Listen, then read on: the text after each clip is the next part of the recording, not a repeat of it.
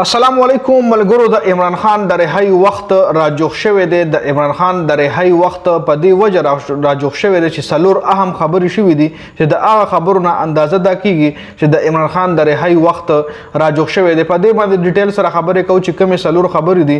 هغې نه مخکې پرونه د مسلم لیگ نون پارټۍ یو بیټک شوی دی چې په دغه بیټک کې په دغه میټینګ کې شهباز شریف و، نواز شریف و، مریم نواز و، اسحاق ډار و، رانا ثناء الله یعنی اهم لیډرشپ چې کوم د مسلم لیگ نون په دغه بیټک کې ناستو چې بیا د هغې نه پس د نواز شریف حوالې سره یو خبر راغو چې نواز شریف یو بیان جاری کړی دی چې جمهوریت چې کوم دی دا یو بهترین نظام دی. ګوره یو جمهوریت وي او یو چې کوم وي مارشل لا وي. مارشل لا ګوره په 1999 کې مشرف لګولې وه اور جمهوریت هغه وي چې د عوامو په اوټو باندې یو سیاسي سړی په ملک باندې حکمرانی شروع کی نو هغه جمهوریت دی.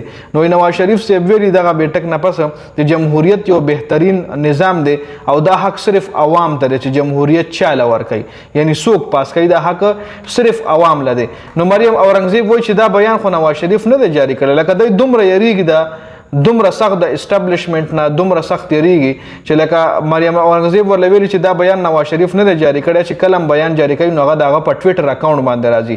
دې خبره کې هیڅ قسم حقیقت نشته دی. نو کوس چرې نواز شریف دا بیان جاری کړی نو دا دومره غټه خبره نه ده.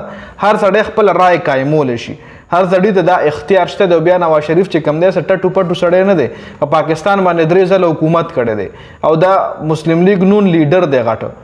نو بیا هغه ټټو پټو سړی نه دی، هغه دا څه خبرو کوم دا څه غلطه خبره نه ده، خو یریږي دی وایي چې موږ نه اسټابلیشمنټ ناراضه دي ځکه دی حکومت کې دی ته هیڅ قسم مسله تر اوسه نه ده راغلې.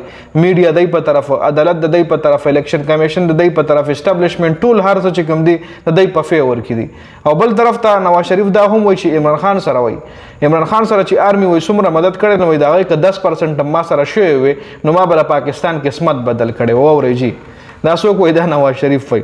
ښه اوس په خبرو کو چې د عمران خان رهایی څنګه ممکنه شوې ده، څنګه راجوخته شوې ده، کومې څلور خبرې دي نو په هغې ډیټیل سره خبرې کوو. یو خو ډومبنۍ چې کومه خبره د علي خان تحریک دی چې علي خان خپل زور و شور سره د عمران خان د رهایی تحریک شروع کړی دی او دې تحریک کې بھرپور تعداد کې عوام شرکت هم کوي. بل طرف ته د علي خان په 11 اګست باندې تاریخ دی، په 11 اګست باندې هغه په یو کیس کې عدالت ته پیش کیږي چې پای کې د علي خان د گرفتاری چانس هم ډیر سیوا دی. نو د هغې حوالې سره ماهرین وایي چې هسې نه علي خان گرفتاره شي او گرفتاری نه پس رها شي او دې نه غټه لیډره جوړه شي، مطلب د عمران خان خور ده او بیا ورسره د عوامو مینه سیوا شي. یو دا خبره ده. نو بل د عمران خان کې د تنهایی کیس یا هسپتال منتقلي کیس نه اعتراضات ختم شوي دي او هغه هم د سنوي دپاره لګېدلی دی چې په اګست کې بعد هغې هم سنوي کیږي. درېمه خبره چې کومه ده چې په 4 تاریخ باندې د عمران خان اسلام آباد های کورټ کې کیس دی چې دا کیس د عمران خان سره د ملاقاتونو حوالې سره دی چې د عمران خان وکیلانو درخواستونه ورکړو چې زموږ ملاقات عمران خان سره نه کیږي. نو د هغې حوالې سره لکه مطلب هغه کیسونه هم د عمران خان جمع شوي دي سنوي دپاره.